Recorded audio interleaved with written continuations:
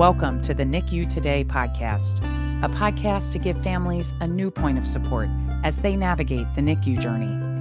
Thank you for listening. Please don't forget to subscribe wherever you enjoy your podcast and share this episode with anyone who might find it helpful.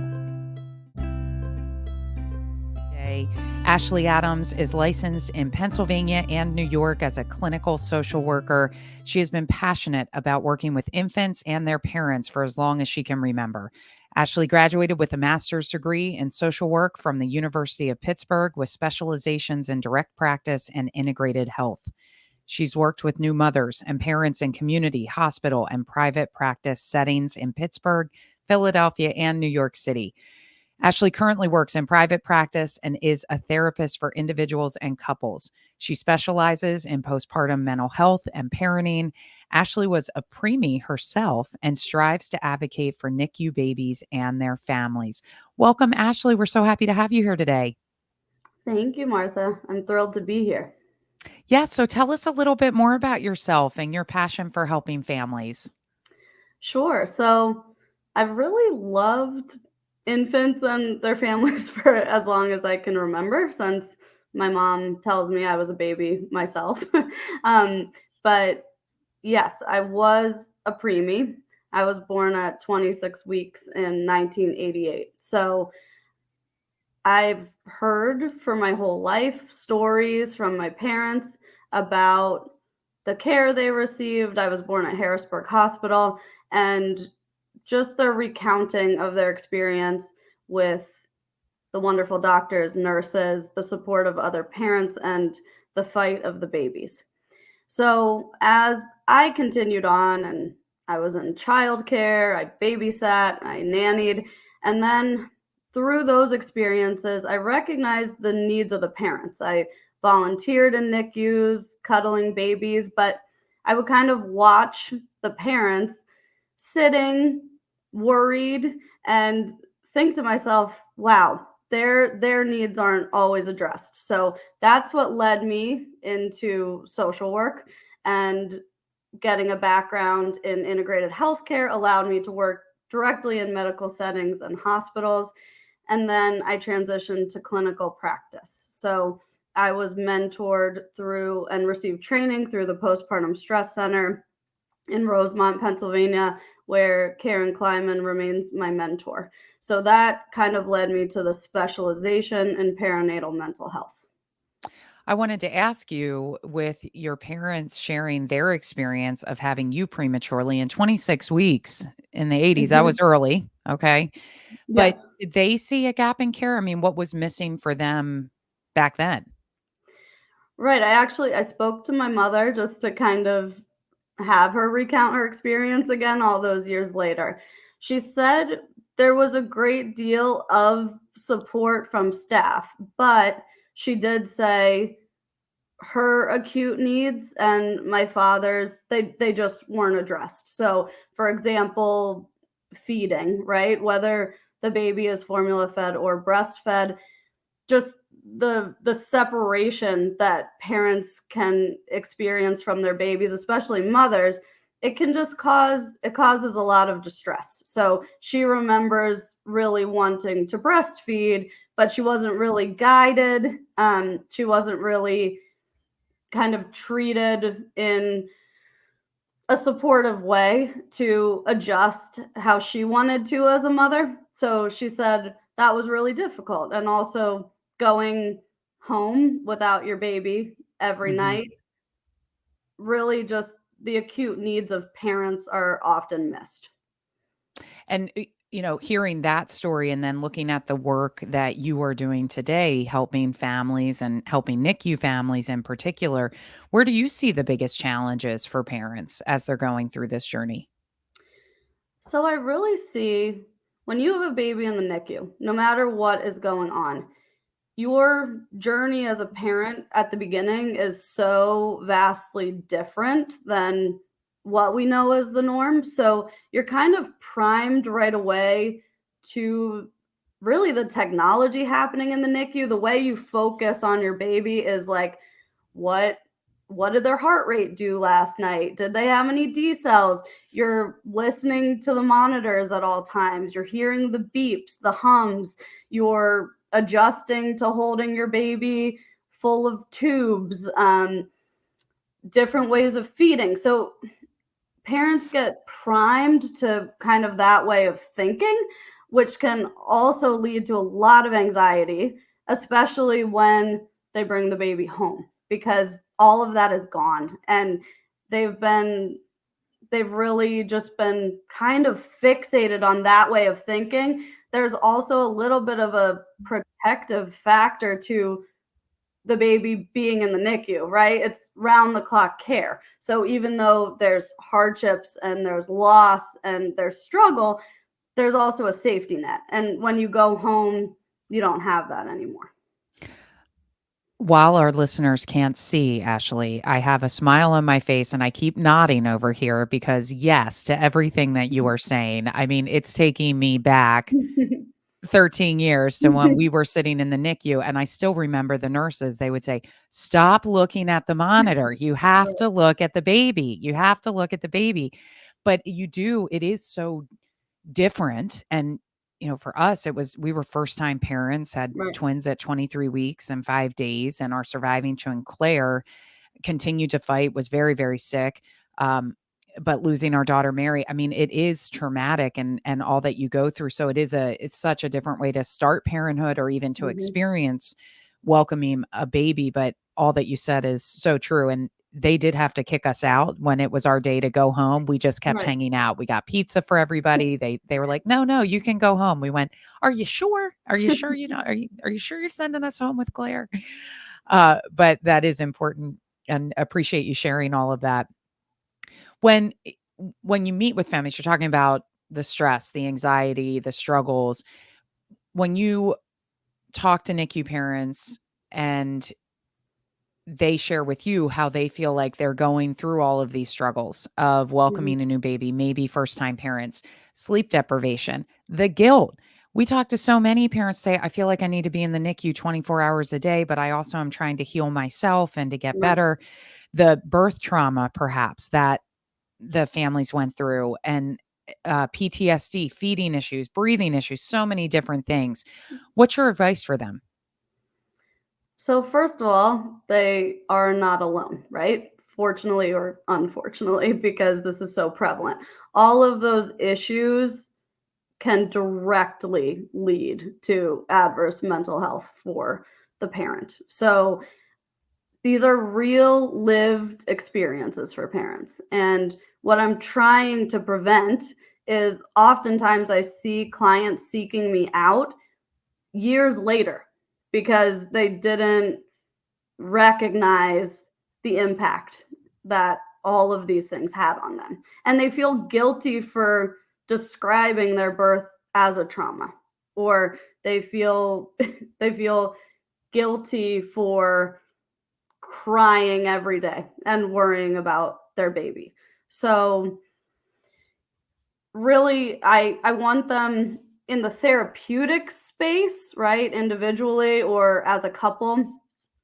I essentially wrap them in a big hug in the therapeutic space. I want to create a place where they can be their most vulnerable and authentic selves with me, to tell me these thoughts are scaring me, these intrusive thoughts. I feel guilty. I'm losing myself. Who am I anymore? Who are we as a couple? So that's what I try to create in the therapeutic space.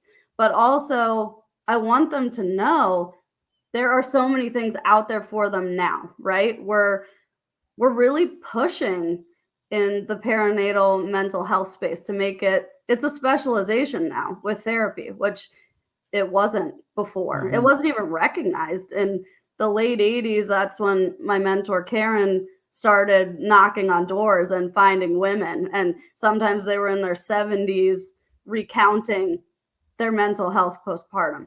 So I also let them know of the resources available. There are support groups. There's Today is a Good Day. There's the Women's Emotional Wellness Center through Mainline Health. There's Postpartum Support International, where you can literally find support groups of any kind in the parenting space. So on a micro level, I wrap them in a warm hug and we get through it. I tell them, you're not always going to feel this way. I'm not going to let you. But I also want them to know what's out there for them. And you are not alone is so important. I just said that to a parent not too long ago that I spoke to because we, as a fellow lost parent, new to that experience and to that journey, we've lost two of our children, and I I said to her, "You're not alone. Others have gone through this. You are going to get through this as well, just Right. like we have." And Right. so that is such an important piece. You did bring up something that I think is really important, talking about struggles that couples can have during this journey. And I know my husband and I talked about it a lot. Our experience through the NICU, losing our daughter Mary, Claire being in the NICU 3.5 months, that could have made or broken us at the time. And not knowing what Claire's future looked like, all the time we invested, and then we lost a son to trisomy 18, 8 years after that. And so again, that partnership of trying to navigate through those very, very challenging times, how do you help couples to realize that they might need some extra support, or how do they navigate through those challenges as a unit together? Right. That's such a good point, because actually recently I read that up to 60% of couples who have babies in the NICU end up divorcing. So it's a high divorce rate, even compared to the national average, right? And I think what happens is it is so overwhelming for both people, and your emotions are ahead of you. Like, you can't even catch up to them. So as a couple, it's really easy to become ships passing in the night, because the focus is on the babies. For you, Martha, going through the loss of your daughter at that time, right? You're dealing with multiple layers of grief, loss, trauma, hope, fear. And your husband was probably going through the same. So oftentimes we see with partners, what a lot of people don't know is 1 in 7 women can have a postpartum diagnosis. So postpartum depression is becoming more of an umbrella term, but a perinatal mood disorder. So anxiety, depression, etc. But 1 in 10 men. So we often do not recognize or see that. And the symptoms can manifest in different ways. So for women, what you're seeing, they are separated from their baby. Their hormones are fluctuating. They're trying to feed. Most women have intrusive thoughts in the postpartum period. So scary thoughts, safety of the baby, wanting to escape, all of that. But for men, it can manifest a little differently and a little more subtly. So fixation on finances, feeling like they have to get back to work and provide for the family. Safety of the baby, like, oh my gosh, how am I supposed to drive this baby in the car eventually? Or if they're in the NICU, what do we need to look for today? Withdrawing, right? Or it may seem like they're not either participating or they're distancing themselves, but it's because they're grappling with their own emotions. So, first of all, for the couple, you've got to create an openness to each other to just try to describe what each of you are feeling. I think oftentimes, because it's so stressful, it manifests as arguments, irritability, shutting down from each other, and distancing from each other, when in reality, you're both hurting. Like, you are both hurting. You're both scared. So trying to create a check-in space for each other and just say, hey, I'm here. This is hard. General statements, right? Instead of leading statements. But then also, couples think seeking couples therapy means they're over. And no, the best time to seek couples therapy is when you love each other, but you're going through a really hard time. So get a third party in there to be like, hey guys, you're both struggling. I'm here for both of you. Like, let's regain a connection. It doesn't have to look the same as pre-baby because right now it's really hard. But Mhm. let's understand each other. Let's meet each other where you are both at. And And if yeah. Oh, I'm so sorry. But if you see So, some of those symptoms too, a lot of people, and we've talked about this on several previous episodes of the mhm, podcast, but I think it's so important. People don't know where to start. So they go, okay, well, yep, I'm going to take the leap. My partner and I, my husband and I, we are going to go and speak with a therapist and get that started. But I don't even know where to start. And so insurance is a great place. You can look at your insurance provider and mhm. who might be covered. But is it also just looking around your region and trying to find someone?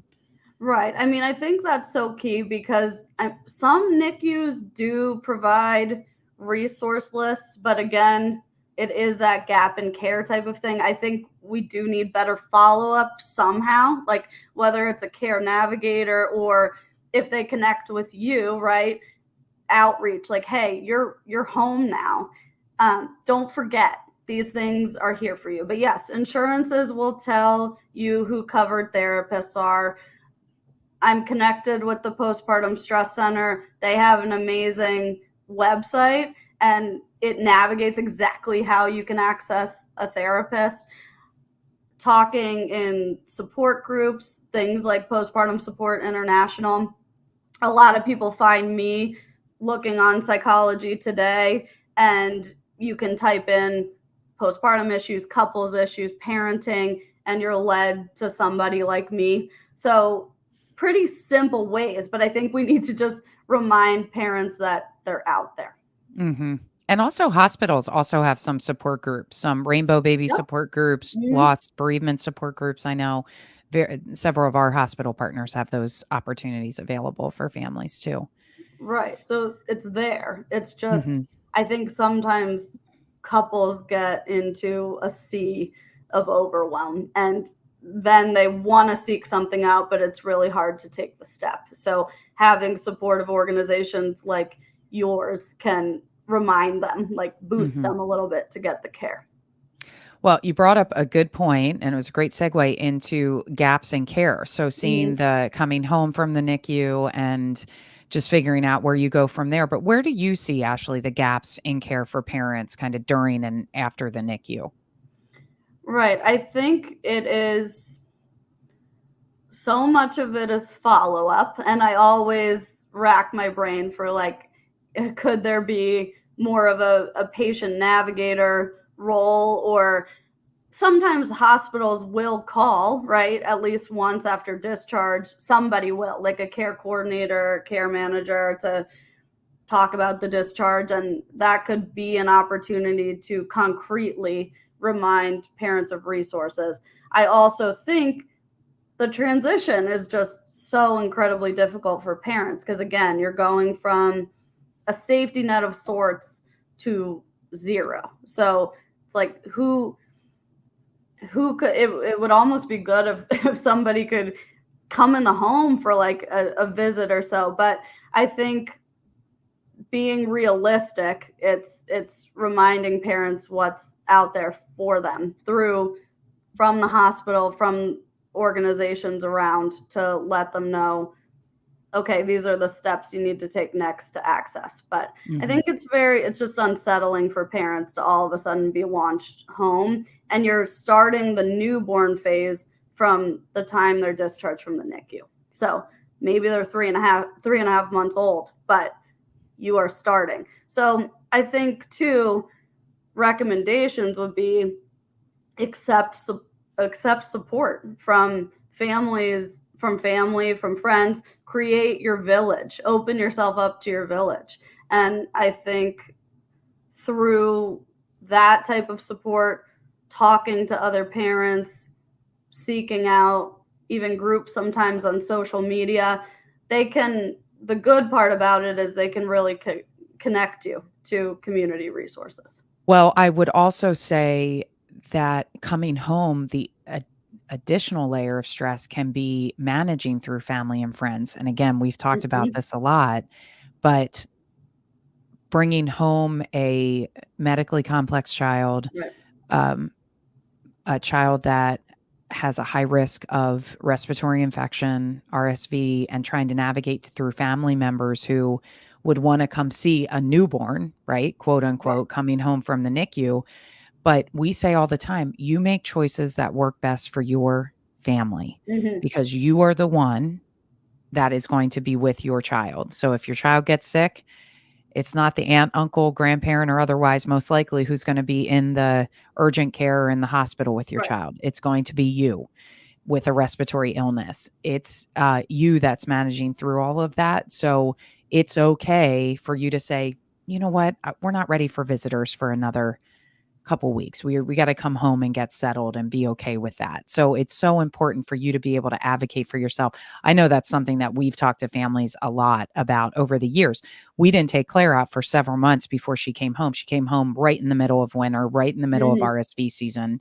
And her first outing was around spring, early May, Mhm. that we really took her out into a crowd because that's what worked for us. That might not be for everybody, but that's how we felt about it. And we had limited visitors that came in, but again, just so important to make sure that you're doing what works for your family. Right, and I was gonna highlight that because, again, you can accept support in ways that are comfortable. So maybe Mhm. it's, "Hey, it would just be so helpful if you drop a meal on my porch."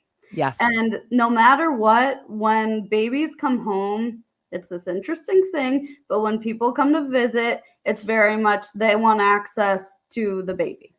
And sometimes parents and mothers, no matter preemie or not, they need the help. They want to be with their baby. So setting boundaries is totally fine. And the people who care about you will recognize that. So, Mhm. yes, you can accept support and you can access support in ways that feel comfortable to you, and it is okay to be really specific about what that looks like. So what is your biggest piece of advice for NICU parents?